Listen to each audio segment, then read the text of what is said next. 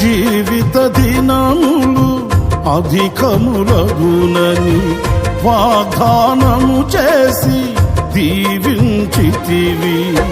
ఆపత్కాలమున అండగా నిలిచి ఆశల జాడలు చూపించితివి. ఆపత్కాలమున అండగా నిలిచి ఆశల జాడలు చూపించితివి. శ్రీమంతుడవై సిరికే రాజువై వెదలను బాపి నా స్థితి మార్చితివి.